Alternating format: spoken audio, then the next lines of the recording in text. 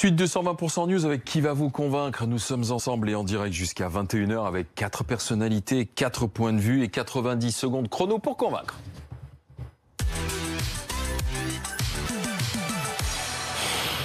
Ce soir, Tuc Dual-Denis, directeur adjoint de la rédaction de Valeurs Actuelles, l'acteur Gérard Darmon pointé du doigt pour s'être grimé en noir pour un rôle. Arrêtons avec ces accusations de racisme, d'offense, ce n'est pas si grave. Rokhaya Diallo, réalisatrice éditorialiste, la France, c'est inquiétant, restreint de plus en plus les libertés et ça fait peur. Louis Boyard, étudiant, ne banalisons pas le Rassemblement national. Marine Le Pen est et reste et restera un danger pour la démocratie. Regard fixé sur 2022. Enfin, Natacha Polony, directrice de la rédaction de Marianne. Non à l'euthanasie. La loi Claes-Leonetti sur les soins palliatifs suffit. On va commencer avec Tuc Dual-Denis et l'acteur Gérard Darmon qui s'est fait épingler sur les réseaux sociaux. Son tort, c'est d'avoir publié une photo de lui, le visage noirci. Il évoquait son prochain rôle d'Othello dans un épisode à venir en tournage de Captain Marlowe. On a pu lire Blackface, pratique raciste. Ça va pas, non? S'est défendu Gérard Darmon et il a cité ses illustres prédécesseurs, Laurence Olivier, Pierre Brasseur, Orson Welles, qui ont eux aussi interprété le rôle de Shakespeare du mort de Venise dans la pièce Othello. Stop au délire, ce n'est pas si grave. Tuc Dual-Denis, 90 secondes pour convaincre, c'est parti. Écoutez, je trouve que cette polémique, elle ressemble éminemment à la dérive judiciaire de l'époque. C'est-à-dire que la justice, elle se fait plus au tribunal avec des règles de présomption d'innocence, de défense. Mais là, on est sur du procès d'intention typique. Et alors, particulièrement avec Gérard Darmon, comme c'était le cas d'ailleurs avec Antoine Griezmann avant, vous avez d'un côté un footballeur, Antoine Griezmann, qui pour aller à une fête se déguise en basketteur afro-américain, et de l'autre côté Gérard Darmon, qui est un acteur que je pense on peut pas soupçonner de racisme si on a suivi ses interviews et sa carrière depuis des années. C'est quelqu'un de plutôt classé à gauche, et de même Antoine Griezmann a plein de copains black dans le monde du foot, et puis les quelques prises de position publiques et politisé qu'il a eu montre que c'est quelqu'un qui a absolument rien de raciste. Mais c'est ça le drame dans cette polémique, c'est qu'aujourd'hui, si vous tapez sur Google Gérard Darmon Othello, il y a le mot raciste qui apparaît tout de suite, et à force d'appeler de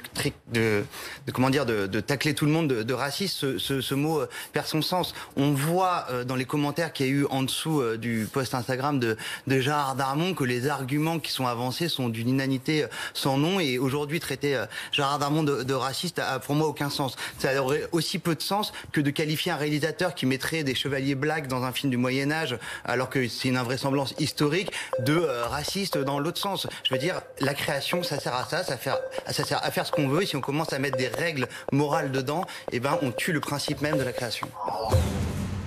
Place au débat. Natacha Polony, Rokhaya Diallo et Monsieur Boyard Louis de son prénom. Alors, est-ce que, oui ou non, c'est une avalanche de critiques injustifiées contre Gérard Darmon? Rokhaya Diallo. Alors déjà, je voudrais vraiment faire la différence entre perpétuer une tradition raciste et être soi-même raciste. Quand on dit que le blackface, ou ce qu'on peut appeler en langue française, parce qu'en réalité, dire blackface, ça déporte déjà le sujet vers les États-Unis. Ouais. En français, on parle de barbouillage.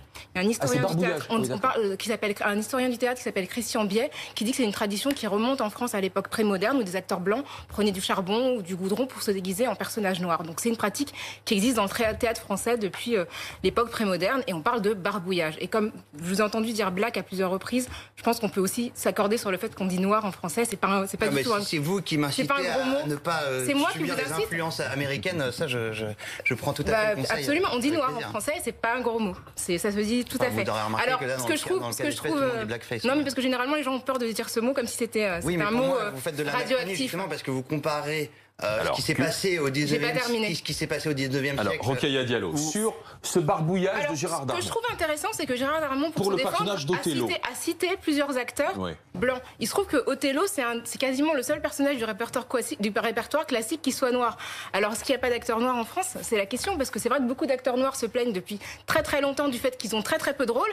Et bizarrement, pour une fois qu'un rôle, effectivement c'est un rôle principal, peut être être confié à un acteur noir, on demande à des acteurs blancs de se déguiser, ce qui est une pratique que je trouve un petit peu insultante. Par ailleurs, je peux citer aussi, moi, la dernière fois que j'ai vu Othello, c'était une mise en scène d'Arnaud Churin, justement, qui avait pris un parti très intéressant, qui était de faire incarner Othello par un acteur blanc avec tout un casting noir. Parce qu'en fait, la différence de couleur entre Othello et le reste du cast, c'est un des ressorts dramatiques de la pièce. Donc, effectivement, demander à on ne demande pas à un homme de se déguiser en femme pour jouer une pièce de théâtre si la question c'est la féminité. Si la question c'est la couleur de peau, pourquoi ne pas simplement demander à un acteur noir de jouer son rôle? Natacha Polony. D'abord, il faut distinguer les choses. Premièrement, non, ce qu'a fait Gérard Darmon n'est pas un blackface. Et le fait même que ce terme se soit popularisé pour désigner toute façon de se grimer ou de se foncer la peau prouve déjà qu'il y a un problème. Parce que ce n'est pas du tout la même chose, ce qui est fait à propos d'Othello, et qu'on soit d'accord ou pas, et ce qu'étaient les blackface aux États-Unis. Ça, c'est le premier point. Deuxième point, il y a aussi une différence entre le fait qu'on grime un acteur noir et le fait un acteur blanc en noir et le fait qu'on ne choisisse pas un acteur noir pour le rôle. Je suis d'accord avec vous, ça pourrait être l'occasion de prendre des acteurs noirs, puisqu'en effet, Othello est un rôle de personnage noir. Et ça fait partie de la pièce. Donc il faut l'assumer et il faut prendre un acteur noir. En l'occurrence, là, je ne sais pas si dans Capitaine Marlowe, ce qui est mis en scène, c'est le personnage d'un acteur qui joue Othello. J'en sais rien. Et que, du coup, on avait besoin de Gérard Darmon. Je ne sais pas. Personne ne le sait. Mais en tout cas, le fait de faire jouer il a retiré Othello, la photo de son compte Instagram. Le fait de faire jouer Othello par un acteur blanc remonte tout simplement à une époque où il n'y avait pas d'acteurs noirs sur la scène, sur les scènes européennes. C'est plus le cas ça a changé, ce n'est plus le cas, donc on peut changer aussi. Mais pour autant, ça ne veut pas dire que le fait que des blancs se soient grimés en noir était forcément raciste. Il n'est pas obligé de se grimer en noir parce qu'il n'y avait pas. C'est raciste en fait, parce que la couleur noire, c'est pas un déguisement. Totalement mais ce n'est pas un déguisement, c'est une incarnation, ce n'est pas la même chose. Moi, je trouve ça fou. Je veux dire, il peut être lui-même et jouer Othello sur scène. Il n'a pas besoin de... Alors, dans les illustrations... par définition, s'habille et revêt un rôle. C'est pas nécessaire. Ce n'est pas de la moquerie. Dans les illustrations que l'on voit d'Othello de Shakespeare, quand on va sur Internet et qu'on cherche, quand je dis les représentations, c'est pas les représentations théâtrales, mais les représentations graphiques, picturales. Le personnage de Thiago, Othello, était toujours représenté effectivement en tant que mort avec le visage foncé. Il incarnait un personnage qui venait d'Afrique ou d'autres, effectivement. Alors, Louis Boyard, dans ce débat, Gérard Darmon a fait une erreur ? Voilà, faut mais le dire. Pour autant, c'est pas du racisme. Premièrement, regardez les réactions. Vous dites que aujourd'hui la justice ne fonctionne plus, que c'est le tribunal populaire. Les tribunaux, ils continuent de tourner. L'opinion, elle a toujours donné son avis sur les choses. Ça a toujours eu des conséquences dans la vie politique. Non, mais sauf que le racisme, c'est un délit, c'est pas une opinion. Et vous verrez si Gérard Darmon sera condamné pour racisme. Est-ce que Gérard Darmon est raciste ? Sincèrement, je pense pas. Est-ce qu'il a fait quelque chose de raciste ? Je pense. Voilà, il a fait un acte. Faites porter un truc horrible sur les épaules. Mais vous savez pourquoi ? Regardez toutes les réactions qu'il y a eu. Est-ce que c'était c'est toujours la même meute, excusez-moi. Ouais, c'est toujours la même meute. C'est les personnes noires. C'est les personnes noires. Non, pas du tout. Mais vous savez pourquoi ? Attendez que Louis Boyard finisse son propos. Le film The Birth of Nation, c'était un film où il y avait des blackface. Le chanteur de jazz, 1927. C'est très récent ces films-là. Et on a commencé à interroger. Oui, mais est-ce qu'on a commencé à interroger la blackface seulement au mouvement des droits civiques aux États-Unis ? C'est-à-dire, ça fait encore moins d'un siècle. Ce que j'essaie de vous expliquer, c'est qu'aujourd'hui, dans la culture historique de tous les pays et surtout des personnes de couleur noire, et ben en fait la blackface c'est quelque chose qui était c'est là où c'est de la malhonnêteté anachronique si vous voulez, parce que vous pouvez pas comparer Louis XIV qui se déguise dans une fête qui se grime effectivement et qui se barbouille de noir. Louis XIV c'était pas au XXe siècle. Je vous donne une période beaucoup plus récente. Vous pouvez pas comparer le barbouillage, pour reprendre le terme plus précis de Rocailla, de Louis XIV qui se grimait en noir dans les fêtes,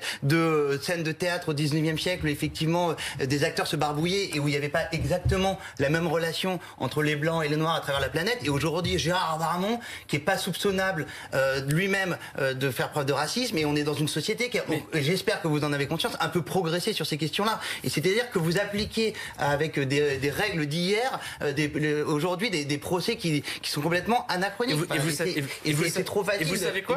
Regardez au XVIe siècle. Et vous savez quoi ? Je trouve que c'est dommage. J'aimerais bien, moi, que n'importe qui puisse porter n'importe quelle couleur de peau, puisse avoir n'importe quelle couleur. Mais aujourd'hui, il y a des cicatrices qui sont profondes dans notre société. C'est l'éritage de la colonisation, c'est l'héritage des blackface aux États-Unis dans plein de films. Mais là, on a trait juste à un personnage de Shakespeare, qui est mort, et pour incarner ce mort, puisqu'on a choisi Gérard Darmon dans cet épisode sûrement donc de Captain Marlowe, il reprend l'attrait du mort de Venise, Thiago, Othello, et donc il se... Mais quelle est la nécessité en fait? Moi la question c'est pourquoi il a besoin de faire ça? C'est-à-dire qu'à partir du moment où on a identifié Othello sur scène, quelle est la nécessité et qu'on sait que c'est Thiago, peu importe. De revêtir un déguisement, un artifice qui est en plus injurieux. C'est-à-dire qu'aucune personne noire ne ressemble à la photo. Vous avez vu la photo qu'il a postée?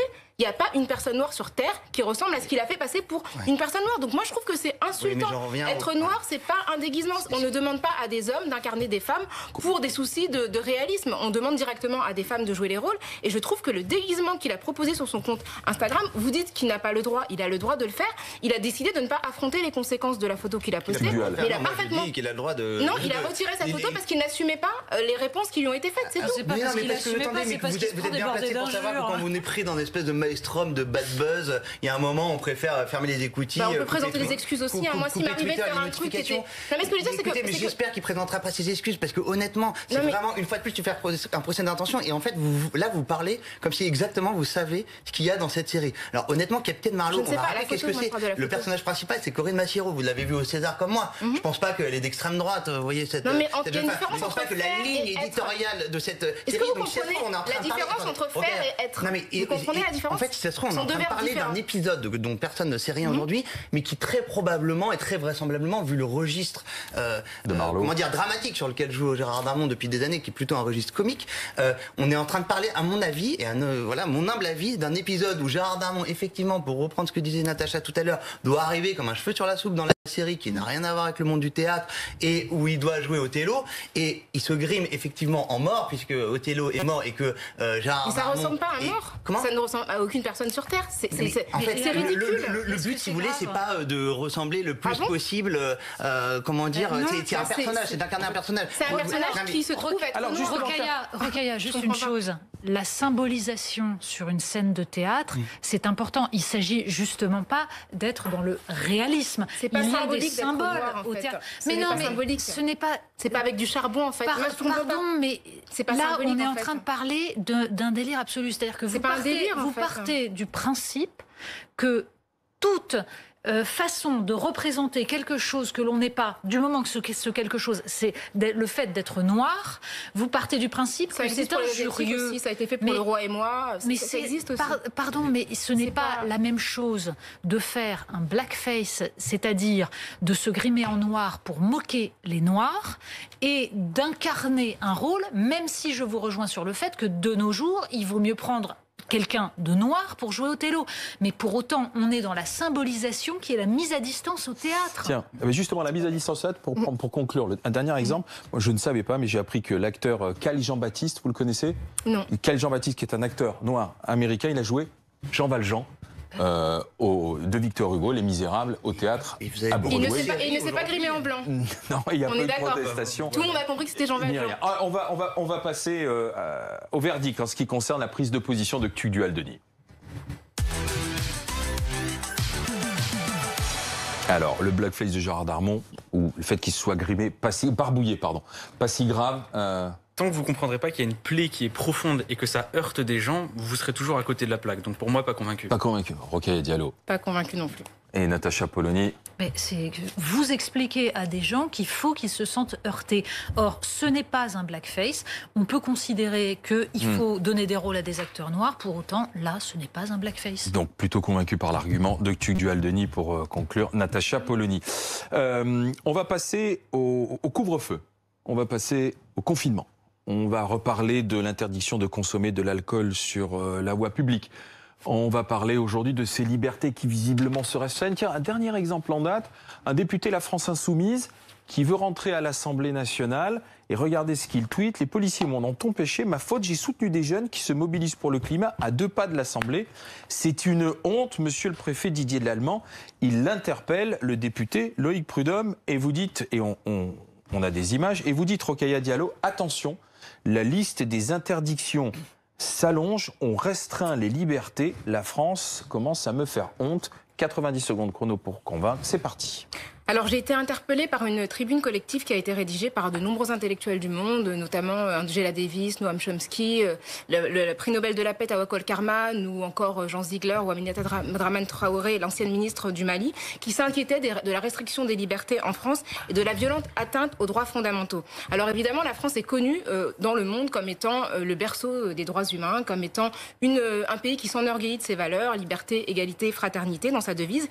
Or, depuis 2015, on voit peu à peu les libertés publiques s'effriter, notamment avec cet état d'urgence qui a été voté évidemment dans un contexte où l'émotion était justifiée, qui était celui du terrorisme, mais qui initialement devait durer 12 jours et a été prolongé 6 fois jusqu'à en 2017 s'instaurer en fait dans le droit positif suite à une loi votée sous Emmanuel Macron. Plus récemment, c'est la loi sur la sécurité globale qui a mis énormément de gens dans la rue et qui a aussi occasionné de nombreuses protestations ou en tout cas de signes d'inquiétude à l'étranger. Et encore plus récemment, la loi sur le séparatisme, l'amendement notamment sur les différents ports du voile a interpellé l'opinion publique internationale, dont l'escrimeuse olympique Ibtihaj Mohamed qui a expliqué qu'elle était très inquiète de ce qui se passait en France. Le défenseur des droits parle de ces lois comme étant un renforcement global du contexte de l'ordre social où effectivement on restreint la liberté associative, on instaure un climat de suspicion généralisé sans en fait jamais mesurer l'efficacité de ces dispositions qui sont prises les unes après les autres et qui entravent les libertés. La France est un pays qui s'est toujours posé comme le phare du monde en ce qui concerne les libertés publiques. Malheureusement, aujourd'hui, on a peur d'avoir de plus en plus honte d'un pays qui ne respecte pas ses propres valeurs. Alors, place au débat. Natacha Polony, d'accord avec le raisonnement ? Pas surtout. C'est-à-dire que oui, je suis d'accord qu'il y a une restriction des libertés publiques qui est extrêmement dangereuse et on le voit depuis déjà plusieurs années, une capacité à faire passer dans le droit commun ce qui devrait relever du régime d'exception qui doit nous inquiéter. J'en suis d'accord. Après, je pense que je ferai une différence entre ce qui se trouve dans la loi séparatisme, même si on peut ne pas être d'accord sur tout, dans la loi séparatisme, avec l'état d'urgence, les différents états d'urgence d'ailleurs, qu'ils soient sécuritaires ou sanitaires. Mais je pense en tout cas, là je peux vous rejoindre là-dessus, qu'il faut que nous ayons un débat absolument énorme et très long, un débat collectif sur la question des libertés individuelles, des libertés collectives, sur la façon d'ailleurs dont nous définissons cette notion de liberté et sur l'organisation de nos sociétés. C'est-à-dire que l'autoritarisme et presque l'arbitraire sont en train de remplacer la capacité des individus à décider pour eux-mêmes.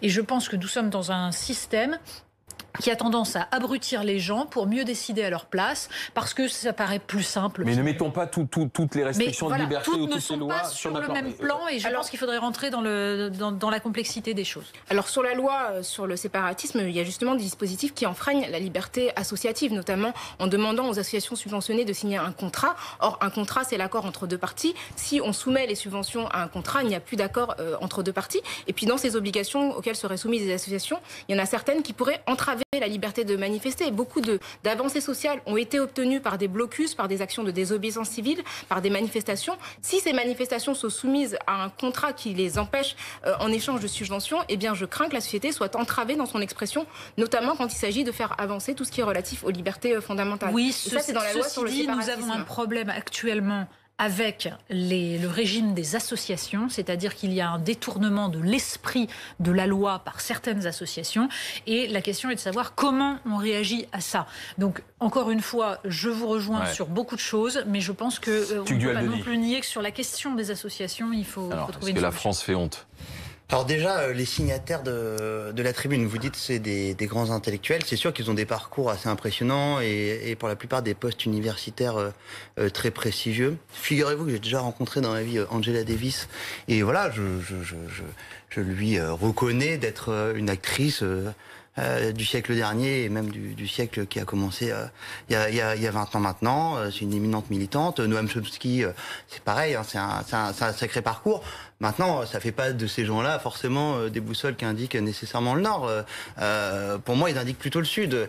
Ce sont des anarchistes, ce sont des libertaires. On n'est pas obligé d'être anarchiste et libertaire. Ce sont des gens plutôt ancrés à l'extrême gauche. Ce sont des gens pour qui la liberté d'expression, en tout cas pour Chomsky, est parfois excessive selon moi quand il soutient alors un peu par mégarde Forisson dans les années 80 parce que même des choses antisémites on a le droit de les dire parce que voilà pour les Américains ou une partie des activistes américains faut de toute façon autoriser toute expression, tout livre, etc. Écoutez, en France ou en Europe en tout cas on n'a pas exactement les mêmes traditions qu'en Amérique du Nord, donc déjà je suis un peu sceptique sur le prestige certes de ces auteurs, mais sur leur correspondance avec nos modèles culturels et intellectuels. Du coup, réduit les libertés. Et ensuite, eux, ils font semblant de pas voir une chose, c'est que quand même, évidemment, le député LFI qui se fait blackbouler à l'Assemblée, c'est pas normal, je veux dire. Et évidemment, quand même au moment des Gilets jaunes, le droit d'exception, pour reprendre l'expression de Natacha, faisait œuvre de droit commun et on faisait des perquisitions chez les gens pour un oui, pour un non, sans mandat, etc. Évidemment, c'est pas normal. Mais attendez, la France, excusez-moi, elle est confrontée à des problèmes de violence ordinaires extrêmement importants et puisqu'il est question de cela dans leur texte, dans leur tribune là, qui a été repris par le Huffington Post aujourd'hui, un séparatisme qui pose des questions que ne connaissent pas d'autres pays. Moi, je me souviens aussi que Barack Obama, il n'était pas dans la marche pour soutenir Charlie et que donc effectivement, il y a une partie des Américains, des intellectuels, des politiques qui sont extrêmement mal à l'aise avec notre manière de réagir aux attentats islamistes, de réagir avec notre manière d'essayer de préserver notre sécurité publique. Et moi, je suis désolé, je me sens pas obligé d'être d'accord avec eux. Louis Boyard.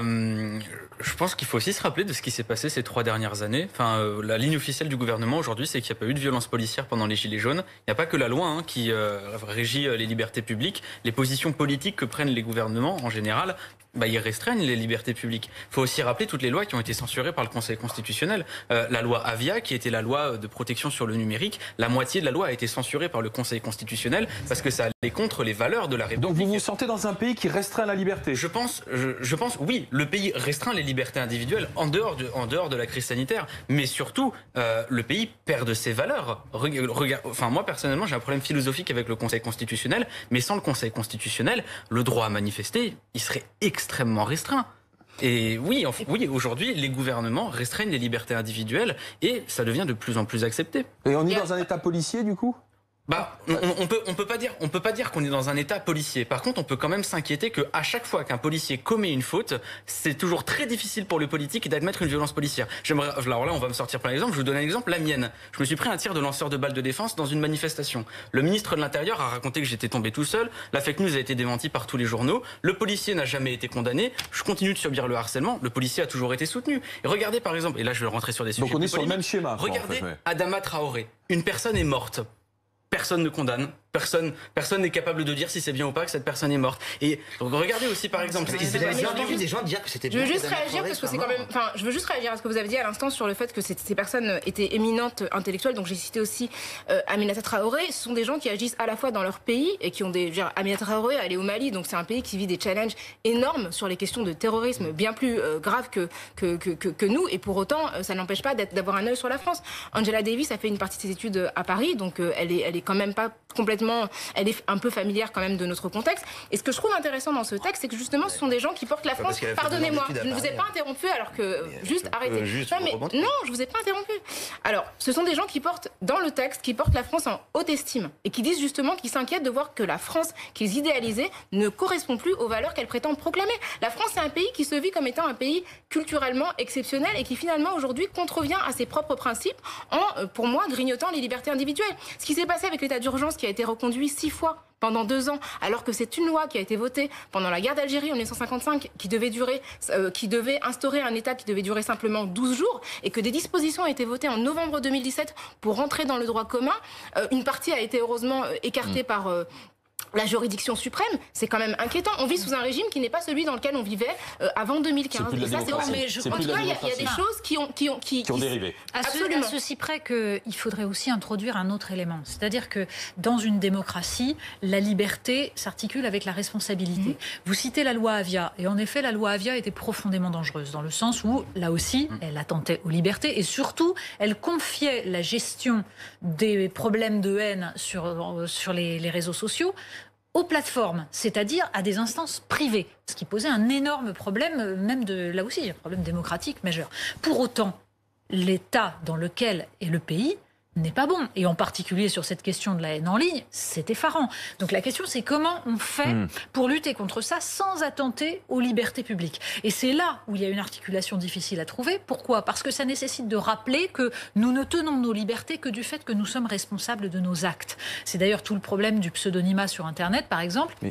Quand vous êtes sous pseudo, vous n'êtes pas responsable. Il faut une procédure énorme pour vous retrouver. C'est tout ça qui doit se poser. Donc, je pense que, en effet, le gouvernement. Est-ce que ça fragilise la démocratie ? Parce que ce que disent Louis et Rokhaya aujourd'hui, c'est que la France n'est plus la France. La France ne ressemble plus à la France. Alors, le problème, c'est pas que la France n'est plus la France. Elle n'est plus sur ses principes. Elle tremble sur ses principes. Absolument. Non, mais encore faudrait-il définir l'ensemble des principes qui permettent de condenser les valeurs de la République française. Il n'y a pas que les libertés individuelles, ou en tout cas certainement pas la liberté entendue comme le droit de faire ce qu'on veut.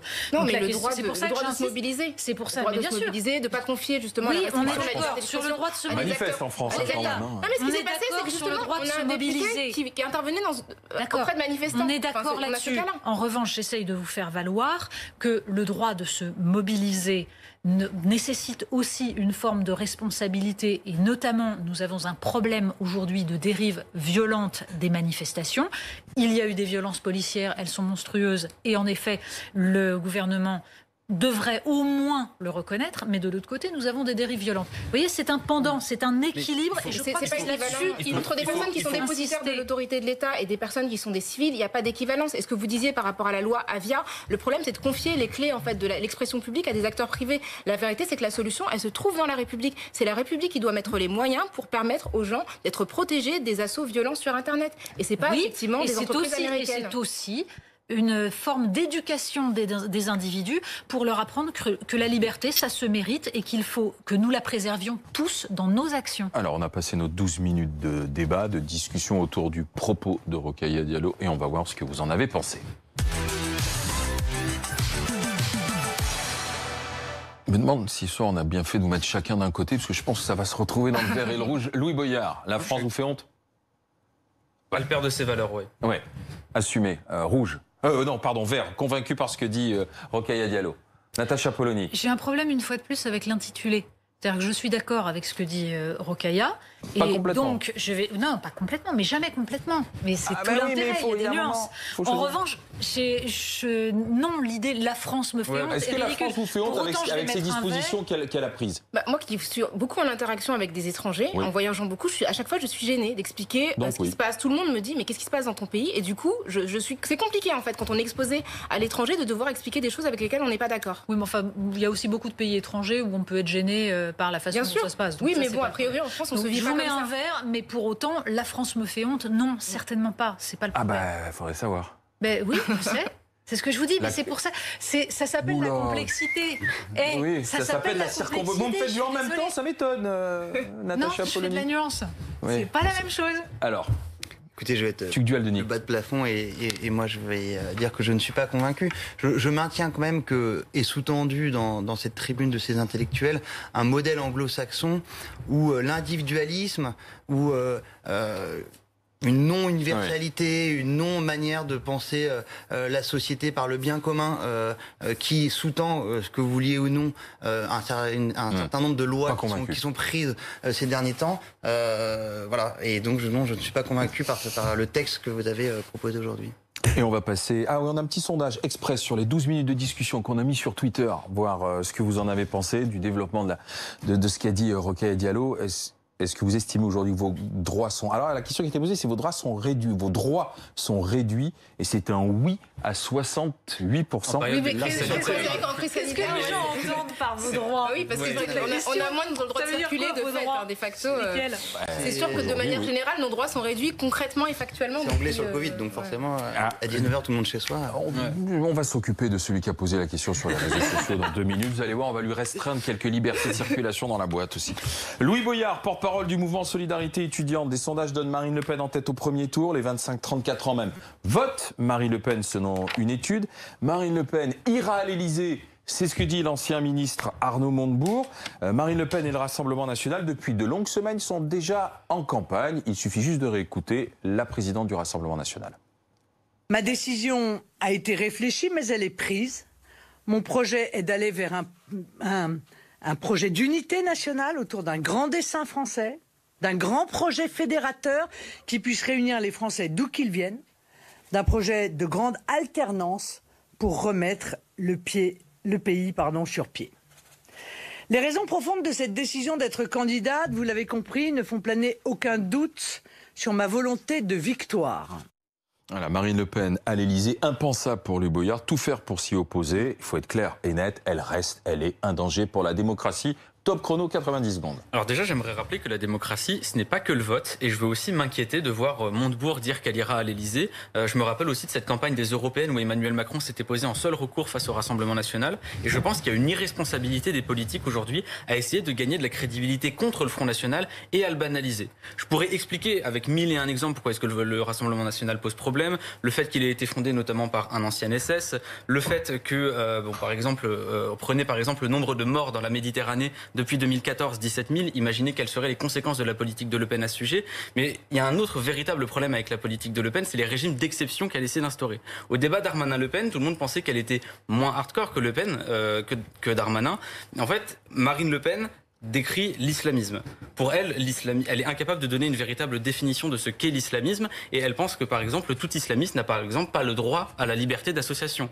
Elle pense que les islamistes, par exemple, n'auraient pas le droit à la liberté d'expression à l'université. Et en fait, c'est ça le problème de Marine Le Pen. C'est que quand on se prétend être la présidente du pays des droits de l'homme, on ne peut pas créer un régime d'exception arbitraire avec une définition ambiguë qu'est l'islamisme pour s'attaquer aux droits fondamentaux, comme la liberté d'association ou la liberté d'expression.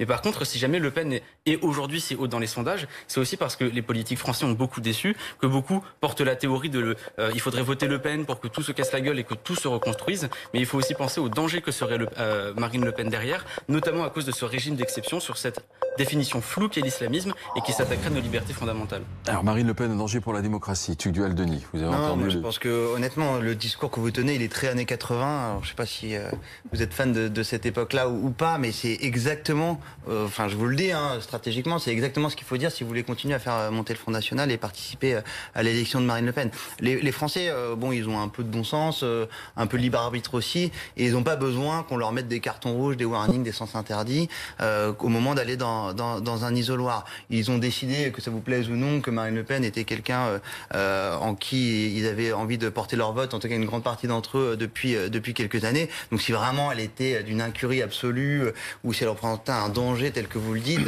je suis pas sûr qu'elle aurait eu la carrière politique qu'elle a. Ensuite, vous parlez de démocratie.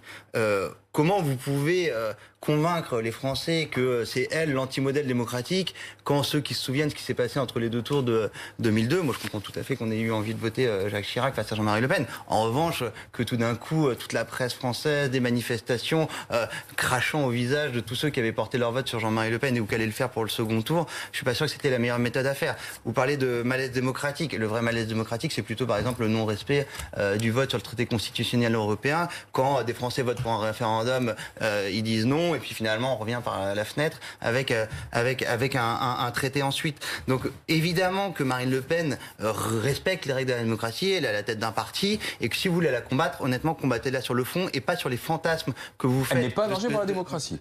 Mais je crois pas, dans la mesure où elle respecte le jeu démocratique. Si elle voulait faire un coup d'État, si c'était une putschiste, si elle prenait, un régime militaire, la fin des droits, si elle voulait réviser la Constitution pour la mettre à plat, si elle était contre les droits de l'homme, là elle serait en danger. Vous avez dit plein de choses, mais vous m'avez pas contredit. Déjà, pour commencer, vous avez dit une grande partie des Français qui votent Marine Le Pen, regardez les taux d'abstention aux élections et vous allez faire attention en utilisant ce mot. Ensuite, vous dites qu'il faut parler de fond. Je vous parle d'un fond. Est-ce que vous êtes capable de me donner une définition juridique de ce qu'est l'islamisme que Le Pen veut inscrire dans la loi et avec lequel elle veut faire tout un régime d'exception? Est-ce que vous, pourtant qui êtes intéressé à ce sujet, vous pouvez me donner une définition juridique de l'islamisme? Non, j'ai pas de définition juridique de l'islamisme. Oui, en revanche, normal, je suis convaincu vous n'en avez pas. Et vous savez pourquoi? Parce que même Le Pen n'en a pas. Vous dites que je ne veux pas parler de fond. Je suis en train d'expliquer quelque chose qui est très peu expliqué, c'est-à-dire que Le Pen veut créer un régime d'exception, un régime juridique sur l'islamisme, dont vous, qui êtes quelqu'un d'intéressé sur le sujet, n'êtes pas capable de me donner une définition. Excusez-moi, je suis pas porte-parole de Marine Le Pen. Si elle a pas, avec valeur actuelle, on peut avoir des doutes. Enfin, une dernière chose. Ça veut dire quoi, ça? Vous savez ce que je vote ou pas? Enfin, vous avez donné l'exemple de tous les précédents. Vous avez donné l'exemple de tous les précédents gouvernements qui n'ont pas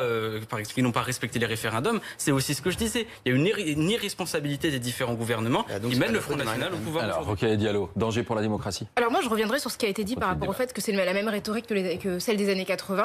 Je ne le pense pas. Dans les années 80, on avait une approche extrêmement morale du Front National à l'époque, en disant c'était pas bien, ils sont méchants, ils sont racistes, et nous, en fait, on n'est pas eux et on est gentils. Alors que ce qui a été, pardon, oui, maintenant on dit que c'est contre la démocratie. Mais avec des choses concrètes, c'est-à-dire qu'à partir du moment où on a une personne qui est candidate, qui dit qu'elle veut instaurer un régime d'exception pour un groupe de population qu'elle n'est pas capable de définir, on voit bien que ça peut porter atteinte aux droits de personnes qui vont être soupçonnées sans avoir de socle. C'est dangereux. Régime d'exception aussi. Bon, dans ce cas-là, je veux dire, il n'y a plus de démocrates en France. Oui, mais ce que je veux dire, c'est le régime d'exception. François Hollande n'est pas démocrate. Ce régime d'exception est un problème démocratique. C'est pas parce que quelqu'un est un danger pour la démocratie qu'on dit que cette personne va forcément mettre à plat tout ce qui fait la démocratie. Mais d'avoir une personne qui est capable d'énoncer des dispositions légales sans les circonscrire, oui, c'est dangereux pour la démocratie. Ça remet en cause des fondements démocratiques. Et l'ennemi de la démocratie, surtout de la République, c'est l'arbitraire. Or, puisqu'elle est incapable de donner une définition juridique de l'islamisme sur lequel elle veut construire tout un régime d'exception,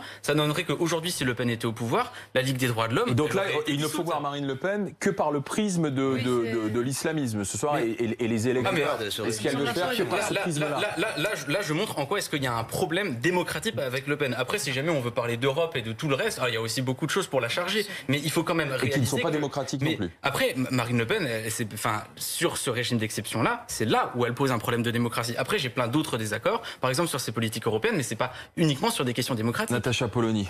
Alors, danger pour la démocratie. Plusieurs choses. En effet, nous venions d'avoir un débat sur l'idée que la loi séparatisme aurait été, selon vous, en gros antidémocratique. Du coup, ça affaiblit un peu votre propos sur la spécificité du danger que représenterait Marine Le Pen. Dans la mesure où qu'elle est sortie une énormité sur ces questions-là parce qu'elle n'a pas de solution autre que la loi séparatisme proposée par le gouvernement, ça me semble assez évident. Elle n'est pas la première politique à sortir des âneries qu'elle ne fera jamais parce qu'elle n'aura pas la possibilité concrète de le faire. Donc je ne pense pas que ça résume ce qu'elle est. Ce qui me pose problème en fait dans votre point de vue, c'est que si elle est véritablement un danger pour la démocratie et pour la République, mais on interdit le Rassemblement national. Mais sérieusement. Sauf que vous le souhaiteriez, ce n'est pas le cas. Non. On n'interdit pas le Rassemblement national. Pourquoi? Parce que, en effet, que ça pose des problèmes, qu'il y ait des choses qui puissent être dangereuses. Et d'ailleurs, rappelons-le, et vous l'avez dit vous-même tout à l'heure, il existe un Conseil constitutionnel qui préserverait, dans ces cas-là, la Constitution et donc les droits. Donc, et jusqu'à preuve du contraire, Marine Le Pen ne veut pas remettre en cause la Constitution et donc l'existence d'un Conseil constitutionnel. Donc le problème n'est pas là. Je pense que ce serait une catastrophe si elle était élue, pour beaucoup de raisons. Je pense qu'elle a fait la preuve de son incompétence, notamment lors de ce fameux débat, mais entre autres. C'est pas le problème. Donc le problème n'est pas elle n'est pas un danger pour la démocratie. On peut la combattre, on peut combattre ses idées, on peut combattre la façon dont elle les présente, on peut combattre même l'histoire du Rassemblement en arrivant au pouvoir, elle va représenter un danger pour la démocratie. Je trouve juste qu'il y a quelque chose de très très dangereux de dire si elle arrivait au pouvoir, elle ne serait pas capable de faire ce qu'elle veut faire. On l'a dit plusieurs fois. Et on n'est pas sûr. Voulez pas on ne peut pas jouer avec ça. Ensuite, vous demandiez, est-ce qu'il faut interdire le Rassemblement national? C'est pas Hitler. Non, ce serait antidémocratique. Par contre, ce qui me pose problème, c'est qu'aujourd'hui, tout le monde se dit, je suis le seul recours face au Rassemblement national, ce qui fait que tous les partis passent plus de temps à se tirer dans les pattes pour dire, je suis le seul recours face au Rassemblement national, qu'à lutter contre le Rassemblement national. Oui, c'est un autre problème, ça. Et en effet, je pense que depuis des années, on a placé le Rassemblement national au centre de la vie politique et que tout se joue en fait dans la capacité à combattre le Rassemblement national. Sauf que vous faites exactement ça. C'est-à-dire qu'en désignant Marine Le Pen comme un danger pour la démocratie, vous vous placez vous aussi dans cette espèce de problématique où le seul but des élections, ce serait d'empêcher le Rassemblement national d'arriver au pouvoir. Or, il me semble que le but des élections aujourd'hui et le but d'un parti politique, ça devrait être de répondre aux attentes des Français. De voter si pour. Quelqu'un Alors là, on le faisait, vote contre si quelqu'un proposait réellement de répondre aux attentes des électeurs qui s'expriment depuis des décennies et qui n'ont jamais été satisfaites, peut-être qu'on n'aurait pas autant de gens qui veulent exprimer leur colère en votant au Rassemblement national, parce que j'ajoute une chose, je pense que la plupart des gens qui votent Rassemblement national le font pour exprimer une colère et pas parce qu'ils souhaitent, et d'ailleurs c'est ce que montrent certains sondages. Plus ça va, plus il y a le vote d'adhésion, selon les derniers sondages pour Marine Le Pen. Plus ça va et plus c'est fluctuant. Mais il y a une part de vote de colère qui est encore Très important. Tugdual Denis. Non mais effectivement, Emmanuel Macron par exemple, ces 4 dernières années a participé peut-être plus qu'aucun autre président de la République à situer Marine Le Pen au centre du jeu politique, puisqu'il a dit quasiment dès 2017 que son adversaire pour 2022 ça serait Marine Le Pen et que ça l'arrangeait bien. Bon, maintenant finalement il se rend compte qu'il a des sondages de second tour pas si favorables et que le jeu va se révéler peut-être dangereux le concernant. Ensuite, effectivement, c'est pas une question d'adversité sur une personne ou sur un nom de famille. Je sais pas si vous avez lu l'interview d'Édouard Philippe dans Le Point, où justement la question lui est posée, voilà, est-ce que l'adversaire c'est Marine Le Pen? Non, l'adversaire c'est les idées qui font, ou la situation, pardon, de la société qui fait que un certain nombre de pourcentage de Français veut voter pour elle. Et ensuite vous faites une focalisation sur, comment dire, peut-être l'ineptie juridique de son projet contre l'islamisme que vous avez l'air de connaître mieux que moi, parce que moi j'ai pas vu exactement ce qu'elle proposait là-dessus, mais faites pas semblant de pas deviner qu'il y a besoin de politique publique, de programmes spécifiques sur ce sujet. On a débattu pendant les 10 minutes, si on veut laisser les mêmes 10 minutes ensuite à Natacha Polony pour le dernier point de vue, et on va voir ce que vous avez pensé de la prise de position de l'ami Louis Boyard. Marine Le Pen, danger pour la démocratie, Natacha Polony? Non, pas convaincu. C'est pas une question de danger pour la démocratie, sinon on interdit le FN. Tugdual Denis? Pas convaincu du tout, des arguments éculés et pas en correspondance avec ce que Marine Le Pen propose exactement aujourd'hui. Rokhaya Diallo? Alors moi je pense que oui, d'autant plus qu'on la place au centre et que ces arguments, ces idées ont tendance à contaminer le reste de l'échiquier politique, donc effectivement c'est dangereux de ce point de vue-là aussi. Et on va terminer avec Natacha Polony. On va reparler avec vous, la directrice de Marianne, de ce qui va se passer demain à l'Assemblée nationale. On va examiner un texte qui vise à adopter l'euthanasie. Alors je cite précisément l'intitulé.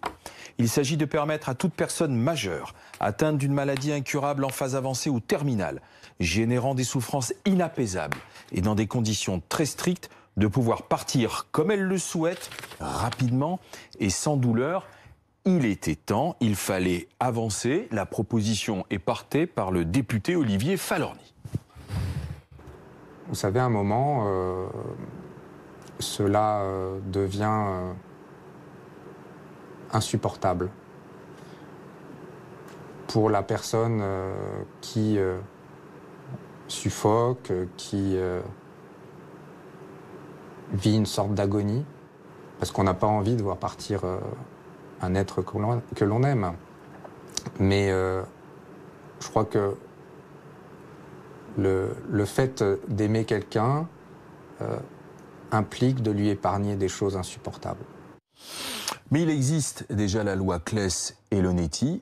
Ce projet de loi, cette proposition va au-delà. Mais pour vous, Natacha Polony, pas d'euthanasie, fin de vie. La loi Leonetti suffit. Alors je vais vous dire, même je vais être plus précise. Si je suis pour l'euthanasie, ce qu'on appelle l'euthanasie passive, qui est différente de l'euthanasie active. Et je pense que le problème dans ce débat, c'est qu'on n'explique jamais les choses, qu'on ne définit pas. Et que donc, on a évidemment une majorité de Français qui veut éviter les souffrances atroces que décrit Olivier Falorni. Et moi aussi, je pense que si on aime quelqu'un, on lui évite ces souffrances-là.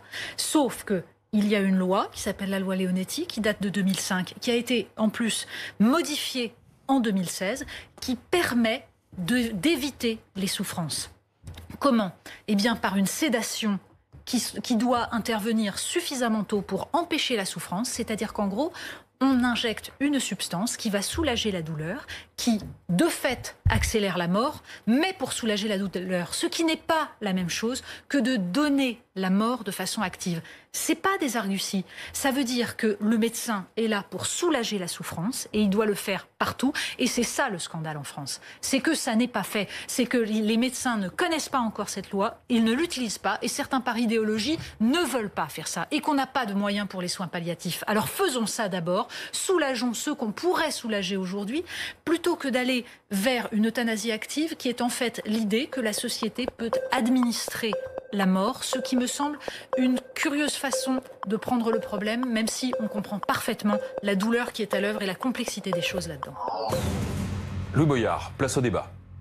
Personnel. En fait, oui, cette loi, elle est applicable, mais le problème, justement, c'est qu'on ne va pas vers l'euthanasie active. Et c'est là où ensuite le débat qu'il y a à avoir, c'est... il y a 3 débats, est-ce qu'on est pour l'euthanasie ou contre, ou entre l'euthanasie passive et l'euthanasie active. Moi, personnellement, et d'ailleurs, c'est ce que propose cette loi, c'est de passer vers l'euthanasie active. Et c'est aussi ça, le problème en France, c'est que des personnes vont dans d'autres pays pour le faire, alors que, voilà, la France n'empêche absolument rien, puisque les citoyens français vont le faire ailleurs. Sauf qu'on se retrouve à avoir des problèmes administratifs aussi, des problèmes financiers, pour des personnes qui sont en grande souffrance. Et puis, par exemple, vous disiez que le problème, c'est juste que la loi n'est pas appliquée. Mais je ne sais pas si vous vous rappelez de François Coq, qui était un citoyen français qui était en souffrance depuis 34 ans et qui, après s'être longtemps battu, a voulu avoir la mort. Il s'était laissé mourir en direct sur Facebook et avait envoyé une lettre à Macron. La réponse de Macron, elle a été « Je ne suis pas au-dessus des lois ». Et même Emmanuel Macron dit que la loi aujourd'hui n'est pas suffisante. Alors après, est-ce qu'on veut parler de loi pas suffisante pour l'euthanasie passive? C'est un autre débat. Mais sur l'euthanasie active, elle ne l'est pas assez. Et c'est pour ça que la proposition de loi qui est présentée est très intéressante. C'est-à-dire que, de fait, oui, la loi en France, vous dites elle n'est pas suffisante. La loi en France et dans la très très grande majorité des pays dans le monde ne permet pas qu'un médecin donne la mort. En revanche, la loi française va très loin puisqu'elle permet d'éviter la quasi-totalité, demander à des médecins, la quasi-totalité des cas. Quand on arrive en soins palliatifs. Or là, l'exemple qu'a pris, c'est très intéressant, l'exemple qu'a pris Louis Boyard, c'est cet homme qui est en situation terrible depuis 35 ans. Il lui dit, moi, je ne veux plus vivre. Or, on me maintient en vie. Les médecins sont là à me soigner. Je ne veux plus rester dans cet état quasiment végétatif. Je veux partir. Pardon. Et donc, ce qu'il aimerait, c'est choisir. C'est ma liberté, dit-il, de ne plus vouloir souffrir et de partir. Parce qu'il n'est pas en fin de vie. Il peut encore rester 20 ans comme ça. Et lui, il veut qu'on lui administre, en étant conscient, je vais vous dire une chose. Sa dernière liberté de s'en aller. Ça fait partie des cas rarissimes, en effet, auxquels la loi Leonetti ne répond pas forcément. Ce que veut dire Falorni, c'est qu'on puisse y répondre. Oui, d'accord. Mais ce qu'on fait là, c'est de faire, en fait, de la communication sur des cas rarissimes, qui sont des cas d'expression de souffrance, et ça ne permettra pas de résoudre ce qui angoisse la plupart des gens aujourd'hui, et qui est que dans la plupart des cas, eh bien, ils sont tout simplement en fin de vie, plus capables de décider, la famille ne s'est pas entendue, et on les laisse crever dans des souffrances atroces. Or, il me semble que l'urgence, c'est cela. Il y a certes quelques cas infimes dans lesquels des gens demandent légitimement à mourir alors qu'ils ne sont pas en fin de vie. Cela dit, là aussi, il y a des solutions. Elles ne sont peut-être pas prévues par la loi Leonetti, mais elles existent. Ouais. En revanche, utiliser des cas ultra rarissimes pour essayer de faire tous les jours, j'avais un médecin français, un médecin belge qui dit tous les jours, il a des patients français qui l'appellent. Oui, alors ça aussi, je peux vous répondre. Vous savez, en demandant à venir. Oui, et la plupart des médecins belges expliquent que tous les jours, ils sont obligés de refuser parce qu'en fait, la plupart des Français qui demandent à bénéficier de ça ne sont absolument pas éligibles. Ce sont des souffrances psychologiques, c'est parce qu'ils sont mal. Et ceux-là, si on les traitait vraiment, si on les entourait, si on les aidait, eh ben ils seraient peut-être pas dans une telle souffrance. Donc là aussi, même les médecins belges expliquent qu'en fait, en France, on ne comprend pas ce qu'est réellement la loi qui existe en Belgique et on fantasme dessus. Ok, Diallo. C'est vrai que le problème de la loi Leonetti, c'est qu'effectivement, elle ne se concentre que sur les cas de fin de vie et pas des cas de personnes qui sont dans une situation qu'ils ne veulent plus vivre et à laquelle ils souhaiteraient mettre fin. Et c'est de ces cas-là dont il s'agit. Et pour moi, c'est important de lui apporter un complément avec... parce que moi, vous avez dit à plusieurs reprises que c'était des cas dont le pourcentage était infime. Moi, j'ai pas vraiment regardé quels étaient les chiffres, mais si ces cas existent, il faut pouvoir leur répondre de manière légale et permettre aux gens de choisir non seulement les circonstances de leur disparition et de ne pas avoir à le faire de manière brutale et de le faire de manière en étant entouré, en prévenant leur famille, en choisissant le moment et ne pas sombrer. Parce que c'est vrai qu'il y a deux... Il y a deux choses. Il y a des gens qui souffrent, qui veulent juste mettre fin à leur souffrance sans forcément mettre fin à leur vie. Donc ça, c'est des cas qu'il faut effectivement identifier. C'est la plupart des cas. Et il y a des gens qui sont dans des situations où leur vie telle qu'elle est ne leur convient plus et veulent en finir, mais simplement ne peuvent pas être accompagnés. Leur situation médicale est irréversible et n'ont pas la possibilité, en tout cas, n'ont plus le désir de vivre dans ces circonstances. Ils veulent en finir avant de voir leur état dégénérer, de se retrouver dans une situation de dépendance, de souffrance et de douleur. Hein. Ouais, bien entendu. Mais encore une fois, nous avons les moyens aujourd'hui d'éviter justement nous avons les moyens d'éviter quasiment tous les cas de dépendance, de souffrance, et nous avons les moyens d'accompagner. C'est simplement que très souvent, il y a une angoisse de ce moment-là et une souffrance psychique qui, elle, n'est pas réglée. Et c'est bien ça auquel il faudrait s'attaquer avant tout. C'est essayer d'entourer les gens. On peut accompagner psychologiquement et effectivement, pour les cas qui sont avérés, les accompagner autrement. Non, moi je crois que c'est des sujets où faut vraiment être extrêmement modeste. Et, ça fait appel à l'intime en plus. Et voilà, enfin à l'intime et puis même à la métaphysique. Je crois que, par exemple, dans le témoignage du député Falorni, ce qui me gêne, c'est qu'on sent que c'est éminemment lié effectivement à un cas individuel, familial ou personnel en tout cas, et que dans ces cas-là, faut réussir à faire l'effort de s'extirper de son écosystème personnel ou de cas particuliers et voir ce qui nous mue en tant que société. Et bon, moi, par intuition ou par penchant, j'ai plutôt tendance à penser que on n'est pas maître totalement de notre destin, qu'il faut accepter l'idée de la finitude et que d'ailleurs on dit fin de vie pour pas dire mort parce qu'on est extrêmement mal à l'aise avec l'idée que la mort n'est pas quelque chose qu'on puisse contrôler. On est dans une société où effectivement déjà on individualise tout et puis en plus on demande au pouvoir public d'accéder aux desiderata personnel et philosophiquement on est en train de refuser ce qui est un peu notre état de nature, même dans la philosophie bouddhiste, parce que c'était rappelé dans un très beau texte de Michel Houellebecq. J'imagine que voilà, on est nombreux à l'avoir vu passer cette semaine dans le Figaro. Dans la philosophie bouddhiste, l'agonie est une période extrêmement importante de la vie, aussi un peu contre-intuitif que ça puisse paraître, mais ça fait partie. La religion catholique qui nous emprunte aussi, où il faut une période de souffrance pour souffrir sa passion. Je citais exprès la philosophie bouddhiste pour pas que Louis Boyard me dise que comme je travaille à l'heure actuelle, je ne parle que des catholiques. C'est pas du tout la même chose. Si vous voulez, oui, mais il y a cette idée quand même d'accepter la finitude. Le truc, c'est pourquoi ne pas donner cette liberté dont on peut simplement user sans abuser, Louis Boyard. Si jamais on le faisait, il y aurait des personnes qui protesteraient, il y aurait des manifestations très très importantes. Et en fait, je pense que la France n'a pas encore passé ce tabou-là. La France. Alors, vous faites comme si, c'est ça qui est curieux, vous faites comme si c'était un continuum vers lequel l'humanité doit aller et que la France serait en retard. Or, il n'y a que 4 pays qui légalisent l'euthanasie, c'est la Belgique, le Luxembourg, les Pays-Bas et la Colombie. Les autres, non. Et il y a le suicide assisté en Suisse. Et vous savez pourquoi je vous dis ça? Parce que vous avez donné l'exemple de ces situations, certes très rares, mais complètement absurdes, qui nous donnent lieu à des témoignages comme l'a donné le député. On ne va pas pouvoir continuer ça pendant encore des années. Le député Falorni ne faisait absolument pas allusion aux situations dont vous avez parlé. Justement, ce qu'il décrit, c'est un cas de fin de vie qui n'a pas été soulagé par les médecins, ce qui est scandaleux. Tout aussi absurde. Non, pas tout aussi absurde. Scandaleux et illégal. Et c'est là où vous avez... Non, ce n'est pas la même chose. C'est pas absurde, c'est scandaleux et illégal parce que la loi Leonetti interdit ça. À cette discussion. Mais c'est pas le problème. Louis Boyard, Rokhaya Diallo, ça n'a pas lieu d'être. Tugdual Denis, Natacha Polony. On va voir ce que vous avez pensé de la prise de position de la directrice de Valeurs Actuelles, de Marianne. Pas encore. Moi, je ne pense pas que ça suffise. Parce que moi, je suis personnellement pour l'euthanasie active. Donc, je ne pense pas que ça suffise. Mais par contre... Mais j'ai pas compris pourquoi.